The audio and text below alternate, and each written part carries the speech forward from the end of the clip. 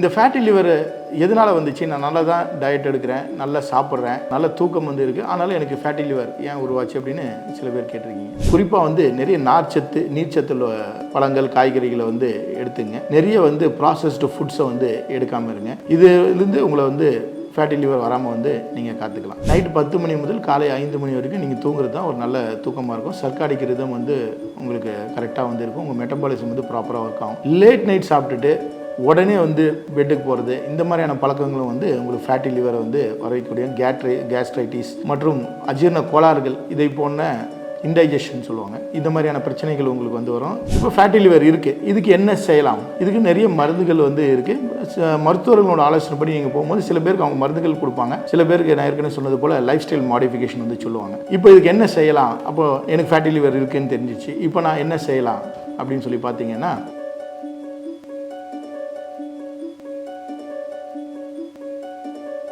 Health cafe நேயர்களுக்கு வணக்கம். நான் டாக்டர் சச்சிதானந்தன், இயற்கை மற்றும் பாரம்பரிய மருத்துவர். பல்வேறு நோய்களை பற்றி நம்ம டிஸ்கஸ் பண்ணிகிட்டு இருக்கோம். இன்றைக்கி வந்து எல்லாருக்கும் இருக்கக்கூடிய ஒரு பெரிய கேள்வி என்னென்னா, ஃபேட்டி லிவர். எங்கே பார்த்தாலும் எல்லாருக்கும் ஃபேட்டி லிவர் சொல்லி கேட்டுட்டு இருக்கீங்க. இந்த ஃபேட்டி லிவர் எதனால் வந்துச்சு? நான் நல்லா தான் டயட் எடுக்கிறேன், நல்லா சாப்பிட்றேன், நல்ல தூக்கம் வந்து இருக்குது, ஆனாலும் எனக்கு ஃபேட்டி லிவர் ஏன் உருவாச்சு அப்படின்னு சில பேர் கேட்டிருக்கீங்க. எனக்கு ஆல்கஹால் எடுக்கிற பழக்கமே இல்லையே, ஸ்மோக்கிங் பழக்கமே இல்லையே. இதுக்கு வந்து நான் ஆல்கஹாலிக் ஃபேட்டி லிவர் அப்படின்னு சொல்லுவாங்க.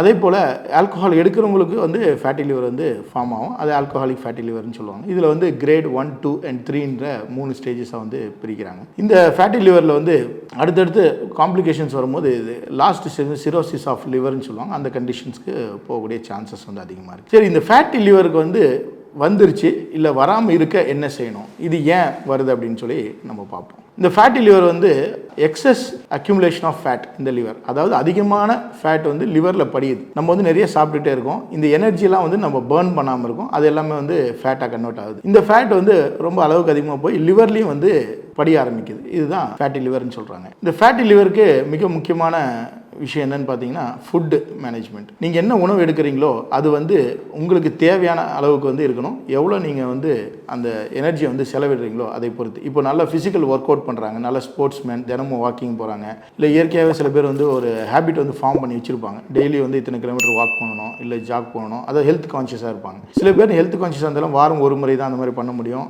இல்லை அவங்களால வந்து ஒர்க் அவுட் பண்ணுறதுக்கு டைம் வந்து இருக்காது அவங்களோட வேலையின் காரணமாக. இன்னும் சில பேர் வந்து பார்த்தீங்கன்னா, அவங்க வந்து பிடிச்சதெல்லாம் சாப்பிட்டுட்டு இருப்பாங்க, ஆனால் அவங்க நேரம் இருந்தும் ஒர்க் அவுட் பண்ணாமல் இருப்பாங்க. ஸோ இந்த மாதிரியான சூழல் வந்து என்ன ஆகுது அப்படின்னு சொல்லி கேட்டிங்கன்னா, நிறைய கேலரிஸ் வந்து நீங்கள் வந்து கொடுத்துக்கிட்டே இருக்கீங்க பாடிக்கு. அந்த கேலரிஸ் வந்து பர்ன் ஆகாது. அந்த பர்ன் ஆகாத கேலரிஸ் தான் இந்த ஃபேட் அக்யூமுலேஷன். ஸோ உங்களோட என்ன விதமான நீங்கள் வந்து வேலை செய்கிறீங்களோ அதுக்கு தகுந்தவாறு நீங்கள் வந்து உணவுகளை எடுத்தால் போதுமானது. குறிப்பாக வந்து நிறைய நார்ச்சத்து நீர்ச்சத்து பழங்கள் காய்கறிகளை வந்து எடுத்துங்க. நிறைய வந்து ப்ராசஸ்டு ஃபுட்ஸை வந்து எடுக்காமல் இருங்க. இதுலேருந்து உங்களை வந்து ஃபேட்டி லிவர் வராமல் வந்து நீங்கள் காத்துக்கலாம். சரி, ஃபேட்டி லிவர் வந்துருச்சு, இது வந்து நம்மளுக்கு எப்படி தெரியும்?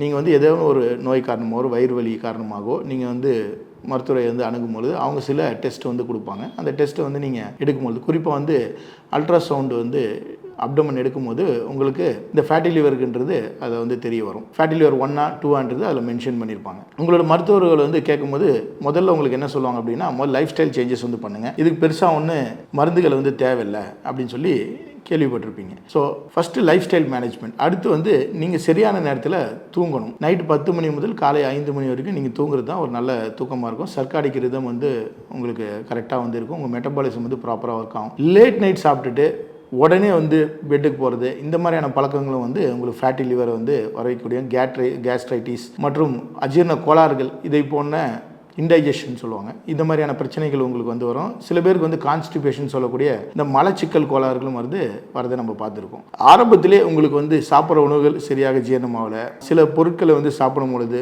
கொஞ்சம் எண்ணெய் பொருட்கள் அல்லது ஸ்வீட்ஸ் பால் சார்ந்த உணவுகள் சாப்பிடும் பொழுதோ, இல்லை நான் வெஜிடேரியன் ஃபுட்டு சாப்பிடும் பொழுதோ உங்களுக்கு வந்து டைஜஷன் வந்து லேட் ஆகுது, எதுக்களிக்குது, இந்த மாதிரியான விஷயங்களை வந்து வரும்போது நீங்கள் உங்களோட லிவர் வந்து நல்லா இருக்கா, டைஜஸ்ட் சிஸ்டம் வந்து ப்ராப்பராக ஒர்க் ஆகுதா அப்படின்றது நீங்கள் வந்து நீங்களே அனலைஸ் அனலைஸ் பண்ணிக்கலாம். இல்லைன்னா உங்களோட மருத்துவரை நீங்கள் அணுகும்போது அவங்க செக் பண்ணி உங்களுக்கு சொல்லுவாங்க, உங்களுக்கு வந்து இரைப்பை ஸ்டமக்கில் இருக்கக்கூடிய ப்ராப்ளமா இல்லை லிவரில் இருக்கக்கூடிய பிரச்சனைகளா அப்படின்னு சொல்லுவாங்க. அப்போவே நீங்கள் வந்து ஒரு அலர்ட் மெசேஜ் மாதிரி நீங்கள் எடுத்துக்கிட்டு உங்களோட லைஃப் ஸ்டைல் மாடிஃபிகேஷன்ஸை நீங்கள் கொண்டு வரும்பொழுது இதுலேருந்து உங்களை காப்பாற்றிக்கலாம். இப்போ ஃபேட்டி லிவர் இருக்குது, இதுக்கு என்ன செய்யலாம்? இதுக்கு நிறைய மருந்துகள் வந்து இருக்குது. மருத்துவர்களோட ஆலோசனைப்படி நீங்கள் போகும்போது சில பேருக்கு அவங்க மருந்துகள் கொடுப்பாங்க, சில பேருக்கு நான் ஏற்கனவே சொன்னது போல் லைஃப் ஸ்டைல் மாடிஃபிகேஷன் வந்து சொல்லுவாங்க. இப்போ இதுக்கு என்ன செய்யலாம்? அப்போ எனக்கு ஃபேட்டி லிவர் இருக்குன்னு தெரிஞ்சிச்சு, இப்போ நான் என்ன செய்யலாம் அப்படின்னு சொல்லி பார்த்தீங்கன்னா, நான் ஆல்கஹாலிக் ஃபேட்டி லிவர் உள்ளவங்க நீங்கள் வந்து வீட்டில் இருக்கக்கூடிய பொருட்களை வச்சு நீங்கள் கொஞ்ச நாள் எடுத்துகிட்டு வந்தீங்கன்னாவே உங்களுக்கு ஃபேட்டி லிவர் வந்து நல்ல குணமடையதை நீங்கள் பார்க்கலாம். இதுக்கு என்ன செய்யணும் அப்படின்னு சொல்லி கேட்டிங்கன்னா, சினமன் சொல்லக்கூடிய சுருள் பட்டை,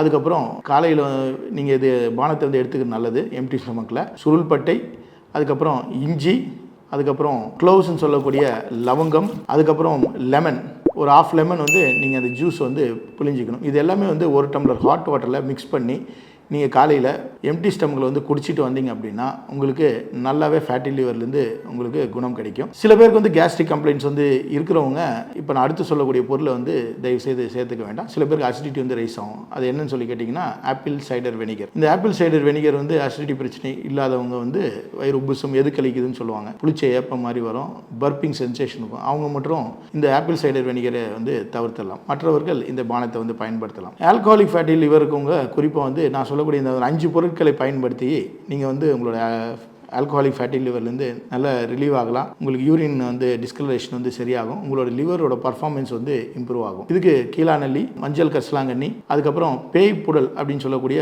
ஒரு வேர், அதுக்கப்புறம் வெள்ளை மிளகு, அதுக்கப்புறம் வில்வம் வேர். இந்த பொருட்கள் எல்லாம் வந்து நாட்டு மருந்து கடையில் கிடைக்கும். இது எல்லாத்தையும் வாங்கி ஒன்றாக சேர்த்து, இதெல்லாமே ட்ரையாகவே உங்களுக்கு கிடைக்கும், இதெல்லாமே ஒன்றாக சேர்த்து 1 டீஸ்பூன் 200 முதல் 250 ml வாட்டரில் போட்டு நல்லா கொதிக்க வைத்து வடிகட்டி காலையும் மாலையும் 2 வேளை நீங்கள் வந்து சாப்பிட்டுட்டு வந்தீங்க அப்படின்னா உங்களுக்கு இந்த ஆல்கஹாலிக் ஃபேட்டி லிவர் வந்து நல்லா குணமாகும், லிவரோட பர்ஃபார்மன்ஸ் இம்ப்ரூவ் ஆகும். இந்த மருந்துகள் இதுக்கு மட்டும் இல்லாமல் ஹெப்படைட்டிஸ் சொல்லக்கூடிய நோய்களுக்கும் வந்து நல்ல ஒரு தீர்வாக வந்து இருக்கும். நான் இப்போ ஆல்கஹாலிக் ஃபேட்டி லிவருக்கு சொல்லக்கூடிய இந்த பொருட்களை வந்து ஒரு மருத்துவரின் ஆலோசனைப்படி நீங்கள் எடுத்துக்கிறது சிறப்பாக இருக்கும். அப்போ உங்களுக்கு நல்ல குணம் கிடைக்கும். உங்களுக்கு டோசேஜ் வந்து ஏதாவது சந்தேகம் இருந்தால் உங்களுக்கு அருகாமையில் இருக்கக்கூடிய ஆயுர்வேத, சித்தா மற்றும் தமிழ் மருத்துவர்களை அல்லது இயற்கை மருத்துவர்கள் நீங்கள் அணுகி இதை வந்து நீங்கள் எடுத்து பயன்பெறலாம். அதுக்கடுத்து லிவர் நல்லா ஹெல்த்தாக இருக்கணும் அப்படின்னா தூக்கம் ரொம்ப முக்கியம்.